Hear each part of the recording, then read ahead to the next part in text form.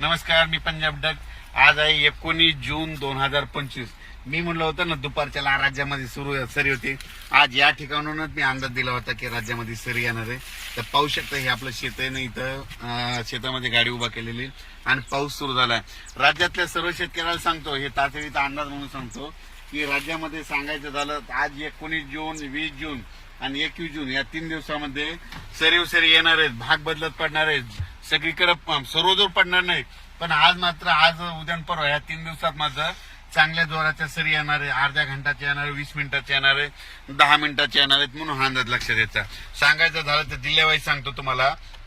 पुणे जिल्हा, नगर जिल्हा, धाराशिव जिल्हा, लातूर जिल्हा, त्याच्यानंतर बीड जिल्हा, त्याच्यानंतर नगर जिल्हा, संभाजीनगर, नाशिक तर खूप, उत्तर महाराष्ट्र खूप पडणार, त्याच्यानंतर जळगाव जिल्हे खूप पडणार, त्याच्यानंतर संभाजीनगर जोरात राहील, त्याच्यानंतर जालना देखील जोरात राहील, त्याच्यानंतर बुलढाणा देखील जोरात राहील, त्याच्यानंतर परभणी जिल्ह्यात राहील, हिंगोली जिल्ह्यात राहील, वाशिम जिल्ह्यात राहील, नांदेड जिल्ह्यात राहील, त्याच्यानंतर यवतमाळ जिल्ह्यात देखील राहील, धर्माबादकडे राहील, तेलंगणाकडून बी पडेल, त्याच्यानंतर विदर्भामध्ये अमरावतीकडे राहील, अकोल्याकडे राहील, वर्ध्याकडे राहील, अकोटकडे राहील. म्हणजे सांगायचं हे जिल्ह्यामध्ये मात्र ह्या 3 दिवसात मध्ये पाऊस पडणार आहे.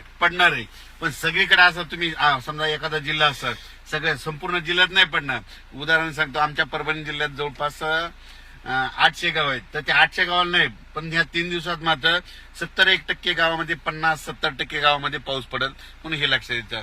म्हणजे काय झालं, अंदाज सांगत असताना हे म्हणजे अंदाज जे सांगितलेला तो जिल्ह्याचा अंदाज दिलेला असतो. म्हणून सर्वांनी समजून घ्यावे. कारण की काय झालं, पाऊस सांगितलं की सर्वांना वाटतं आमच्या गावाला यावं, पण पाऊसच सांगितलाय भाग बदलत पडणार आहे. म्हणून सर्व शेतकऱ्यांनी हा अंदाज लक्षात द्यायचा. पण तुमच्यासाठी आनंदाची बातमी आज म्हणजे तुम्हाला एक सांगतो, 19, 20 आणि 21 या 3 दिवस मात्र सरी येणार आहेत. जीवदान भेटणार आहे. ज्यानं कापूस लावला त्याला जीवदान भेटणार आहे. म्हणून हे लक्षात घ्यायचं.